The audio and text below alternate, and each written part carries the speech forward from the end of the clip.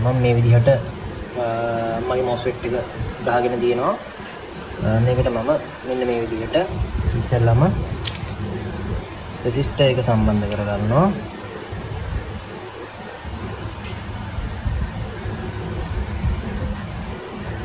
මම සම්බන්ධ කරලා ඊට පස්සේ LED එක සම්බන්ධ කරගන්නවා. LED එකේ ධන ඍණ හරියට බලලා ගහ ගන්න ඕගොල්ලෝ.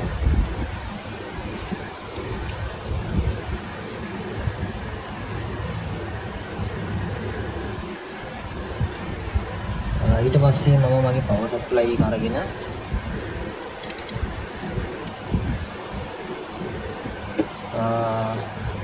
LED එකේ ධනට ධනයි MOSFET එකේ source එකට ඍණයි මෙන්න මෙහෙම දෙනවා.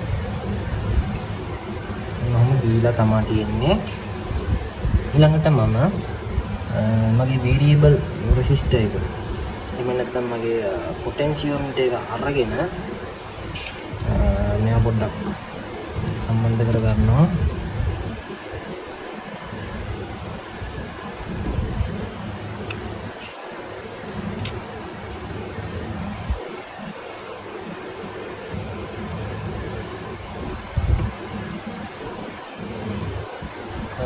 මතක තියාගන්න මේ variable resistor එකේ එක පැත්තකට ධන දෙන්න ඕනේ අපි.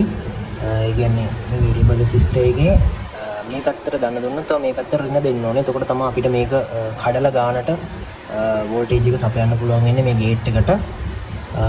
ඊට පස්සේ මෙතනින් කියන්නේ මෙන්න මේකේ තුඩ යොමු වන මෙන්න මේ පැත්තෙන් තමයි අපි ගේට් එකට ජම්ප් එකක් දෙන්න ඕනේ.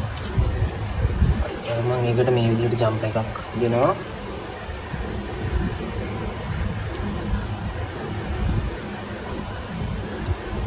නෝම දීලා තියෙන්නේ.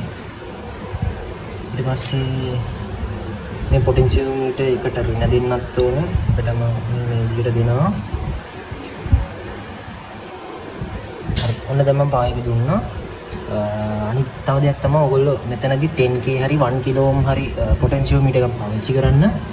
එතකොට තමයි මේක හරියටම කරගන්න පුළුවන් වෙන්නේ. දැන් මෙතනදී නම් මම ගන්නේ CIK එකක්.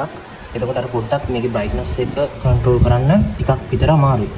උන්නට ඒක එහෙම ලොකුවට අමාරු නැහැ. පොඩ්ඩක් බලන්න පුළුවන් අපිට. පේනවද?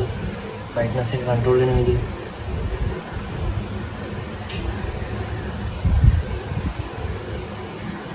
මට ඔන්නෝම මේක ඕෆ් කරන තත්ත්වෙටම ගේන්න පුළුවන්.